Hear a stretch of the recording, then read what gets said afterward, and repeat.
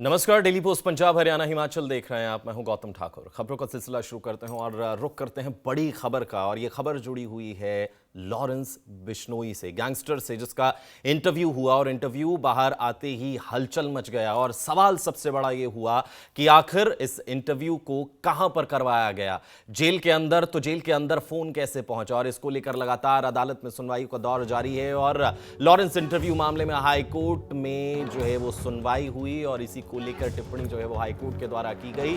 High court में जो है वो सुनवाई हुई कि आखिर ये मुद्दा कैसे गरमाया, ये इंटरव्यू कैसे हुआ। यही वो बड़ा सवाल जिसको लेकर जो है वो मुद्दा हाई कोर्ट में चल रहा है। और लॉरेंस बिश्नोई के इंटरव्यू के बाद तमाम उच्च अधिकारी को लेकर जो है वो उन पर गाज गिरती हुई नजर आ रही है। स्पेशल डीजीपी की लिस्ट कोर्ट को जो है वो दी जाए, 10 डीजीपी के नाम दिए जाएं, ये भी जो है वो बात कही गई है। आपको बताएं कि तारीखें जो है वो बताई गई हैं कि इन तारीखों तक जो है वो लिस्ट दी जाए। संधू को जो है वो अपनी और अपने परिवार वालों की सुरक्षा की। आपको बताएं कि सबसे बड़ा सवाल यही है कि आखिर ये इंटरव्यू हुआ कैसे, और इसी की जांच पड़ताल में जो है वो लगातार सुनवाई चल रही है। ज्यादा जानकारी के लिए हमारे साथ हमारी संवाददाता पूजा वर्मा जुड़ गई हैं। पूजा, मामला क्या है, स्टार्टिंग से जो है वो डिटेल्ड जानकारी आपसे चाहेंगे। देखिए गौतम, जिस तरीके से हम लोग देखते हैं कि इस मामले में, लॉरेंस बिश्नोई इंटरव्यू मामले में लगातार सुनवाइयां हो रही हैं। और जिस तरीके से लगातार एसआईटी की रिपोर्ट हालांकि अभी आनी है, क्योंकि 1 महीने का समय जो है और रह गया है, फरवरी तक जो है एसआईटी की रिपोर्ट आ जाएगी। दूसरी ओर इस मामले में जो है जेलों की सुरक्षा को लेकर आकर क्या कुछ किया जा रहा है, उस बारे में भी जो है पूरा कोर्ट अपनी निगरानी में पूछ रहा है कि कितने जैमर्स लगे हैं, कितने अभी तक जो है फोन कॉल्स, एसटीडीज जो है वो जेलों में लगी है, ताकि जो कैदी हैं या अंडर ट्रायल हैं वो फोन का इस्तेमाल ना कर सके। लेकिन इस बीच अब मुख्य सवाल ये था कि जिस एसआईटी ने पूरे इस मामले की जांच करी, या कहे कि जिन्होंने ये बताया कि आखिर जो 2 इंटरव्यू लॉरेंस बिश्नोई के हुए वो कहाँ हुए, जो है ये बताया जाए। तो उसमें जो एसआईटी के मुखी है प्रमोद कुमार, उनकी रिटायरमेंट जो है वो आने वाली है, यानी कि 31 जनवरी रिटायरमेंट है। तो ऐसे में सवाल ये था कि क्या वो आज आगे कंटिन्यू कर सकते हैं एसआईटी के हेड के तौर पर, क्योंकि पंजाब सरकार का ये कहना था कि जब भी कोई अधिकारी रिटायर हो जाता है तो वो आगे किसी एसआईटी को जो है हेड नहीं कर सकता, जिसको लेकर आज पंजाब और हरियाणा हाई कोर्ट में सुनवाई हुई। सुनवाई के दौरान चूंकि अब जो बेंच है उसमें भी बदलाव हुए हैं और जस्टिस दीपक जो है इसमें साथ में जुड़े हैं। जज तो थे पहले, कोई और बेंच थी, अब दूसरी बेंच जो है इस मामले की सुनवाई कर रही है।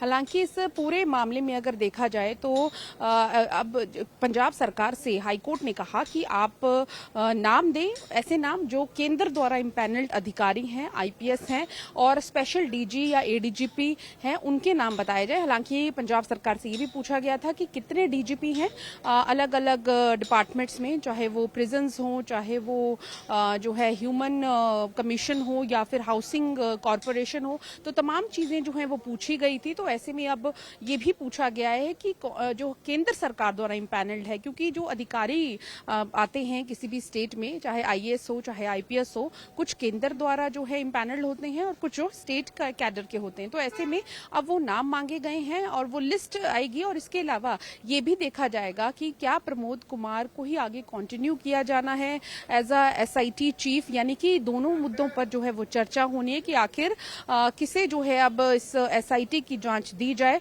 दूसरी ओर ये भी पूछा गया है कि क्या पूरे रूल्स होते हैं जब भी किसी अधिकारी को लगाया जाता है, खासकर वो जो केंद्र द्वारा इम्पैनल्ड है। तो इस पूरे मामले पर जो है 30 जनवरी को फिर से सुनवाई होगी। दोपहर 3 बजे जो है जवाब देना होगा पंजाब सरकार को, लिस्ट हाईकोर्ट को देनी होगी, ताकि आगे जो जांच है वो दोबारा से प्रभावित ना हो। क्योंकि सीधे तौर पर कोर्ट का ये कहना था, और जो कोर्ट मित्र है उन्होंने भी कोर्ट को बताया कि अगर किसी और अधिकारी के पास ये जांच दी जाती है तो ऐसा हो सकता है कि कहीं ना कहीं उन्हें दोबारा से पूरा मामला समझने में समय लगे। तो इसलिए उन्हीं के पास जो है ये जांच होनी चाहिए। एक मामला ये, और दूसरा जो है गुरशेर सिंह संधू, यानी कि जो बर्खास्त अधिकारी हैं, डीएसपी हैं गुरशेर सिंह संधू, उन्होंने भी आज हाई कोर्ट में एक एप्लीकेशन मूव करी। हालांकि हाई कोर्ट ने कहा कि आपके मामले की सुनवाई क्योंकि 19 फरवरी को होनी है, तो ऐसे में आप अभी क्यों जो है इंटरवीन कर रहे हैं, आप उसी दिन अपनी अर्जी लगाएं। लेकिन जो उनके वकील है उनके द्वारा ये कहा गया, ये मामला उनका और उनके परिवार की सुरक्षा से जुड़ा है, क्योंकि एक समय ऐसे था जब गुरशेर सिंह संधू को 11 पुलिस कर्मी जो है सुरक्षा के लिए दिए गए थे। उस वक्त बहुत ज्यादा खतरा था और आज जो है सभी पुलिसकर्मी ले लिए गए हैं और आज मुझे कोई खतरा नहीं, आज मुझे कोई थ्रेट परसेप्शन नहीं है।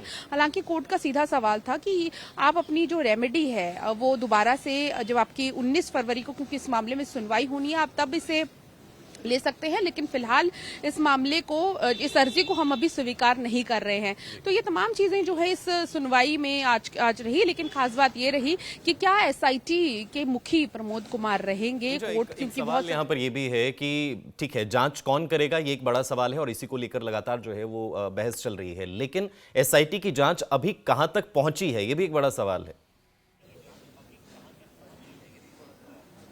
देखिए, पिछली सुनवाई में हमने देखा था कि प्रमोद कुमार जो है वीडियो कॉन्फ्रेंसिंग के जरिए कोर्ट में पेश हुए थे। इस बार नहीं पेश हुए, तो उन्होंने बताया था कि कुछ समय और, क्योंकि फरवरी तक उनकी डेडलाइन खत्म हो रही है।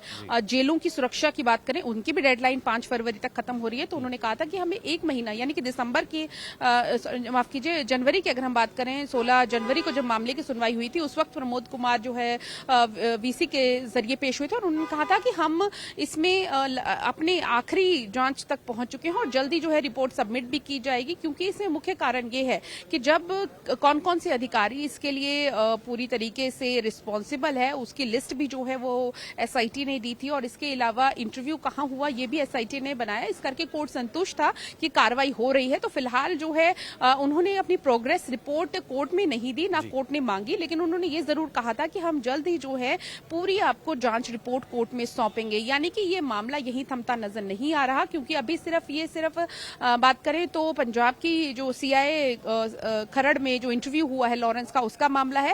हालांकि दूसरी जांच जो है लॉरेंस बिश्नोई के इंटरव्यू की, जो कि राजस्थान में हो रही है, राजस्थान सरकार उसको करवा रही है, वो बाद में वो चीज जो है कोर्ट उसको भी जरूर देखेगा और राजस्थान सरकार ने दूसरी एफआईआर जो दर्ज हुई है उसके बारे में भी जानकारी कोर्ट को देनी है। कुछ समय उन्होंने लिया है।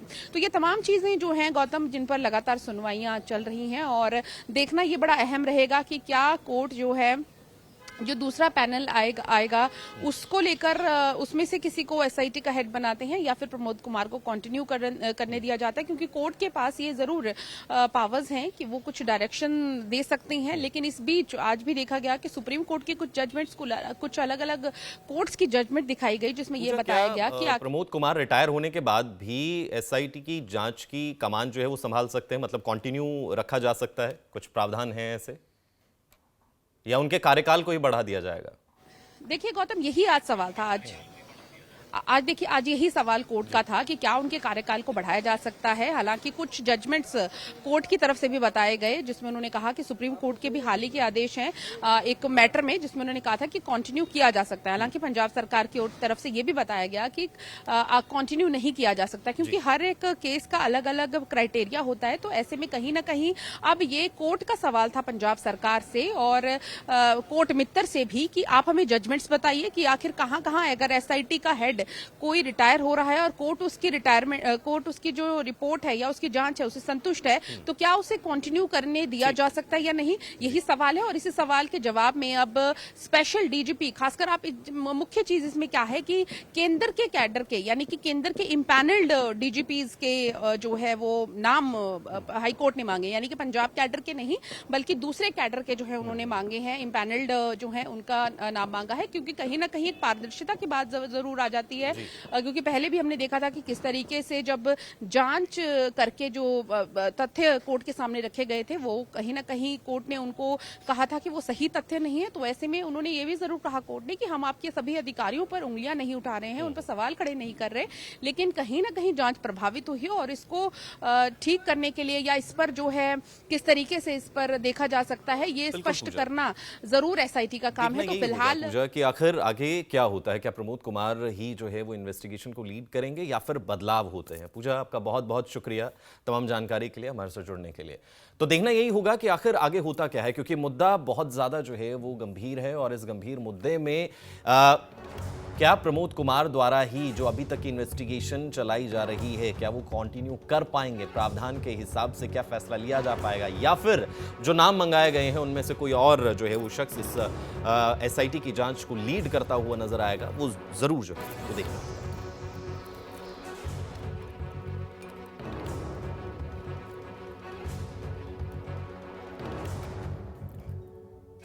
क्योंकि मुद्दा जो है वो लॉरेंस बिश्नोई से जुड़ा हुआ है, गैंगस्टर से जुड़ा हुआ है। आरोप ये भी लगते रहे हैं कि जेल के अंदर बैठे बैठे जो है वो इंटरव्यू किया गया है और जेल के अंदर बैठे बैठे ही जो है वो अपनी पूरी की पूरी गतिविधियों को वो चलाते हैं, उसके द्वारा चलाया जाता है। अपने गुर्गों को कमांड दी जाती है, अपने जो आपराधिक गतिविधियां करते हैं उनको जो है वो कमांड दी जाती है, कब कहाँ कैसे किससे फिरौती मांगनी है, कहाँ फायर करना है, कहाँ क्या करना है। और जब हमले हो जाते हैं तो उसकी जिम्मेदारी सोशल मीडिया पर इनके ही गुर्गों द्वारा ली जाती है।